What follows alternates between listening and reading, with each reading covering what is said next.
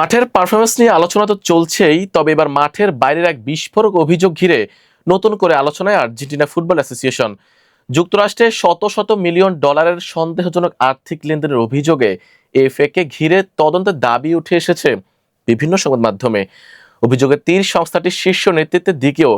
ঠিক কি বলা হচ্ছে এসব প্রতিবেদনে, আর এ বিষয়ে এখন পর্যন্ত কি তথ্য সামনে এসেছে, বিস্তারিত থাকছে প্রতিবেদনে।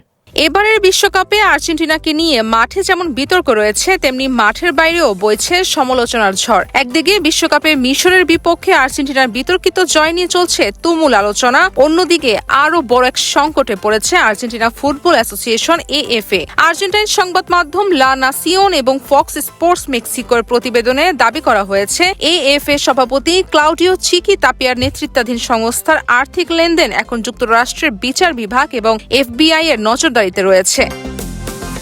প্রতিবেদন অনুযায়ী ফ্লোরিডা ভিত্তিক ট্যুর প্রোডেন্টার এএলসি নামের একটি প্রতিষ্ঠানের মাধ্যমে এএফ এর বিদেশি বাণিজ্যিক চুক্তি ও আর্থিক কার্যক্রম পরিচালিত হতো, আর সেই প্রতিষ্ঠানের মাধ্যমে city bank, bank of America এবং জেপি মর্গান সহ 5টি মার্কিন ব্যাংকের অ্যাকাউন্ট ব্যবহার করে প্রায় $260 মিলিয়ন লেনদেনের তথ্য পাওয়া গেছে বলে দাবি করা হয়েছে, যা বাংলাদেশি মুদ্রায় প্রায় 3,200 কোটি টাকা। সবচেয়ে আলোচনার বিষয় হলো এই বিপুল অর্থের মাত্র অল্প অংশই আর্জেন্টিনা জাতীয় দলের প্রকৃত পরিচালনা ব্যয় খরচ হয়েছে বলে দেখানো হয়েছে। প্রতিবেদনে আরও দাবি করা হয়েছে প্রায় $57 মিলিয়ন এমন কিছু ব্যক্তি ও প্রতিষ্ঠানের অ্যাকাউন্টে পাঠানো হয়েছে যাদের সঙ্গে কোনো বৈধ ব্যবসায়িক কার্যক্রমের প্রমাণ পাওয়া যায়নি। এমনকি কোনো দৃশ্যমান সেবা না দিয়ে crore crore dollar Buenos Aires ও বারিলোচের কয়েকজন সুবিধাভোগীর নিয়ন্ত্রণে গেছে বলে অভিযোগ করা হয়েছে।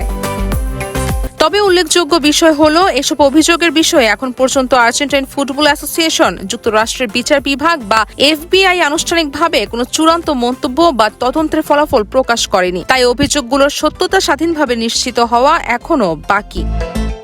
রাজিয়া সুলতানা কেয়া, ইয়ান স্পোর্টস।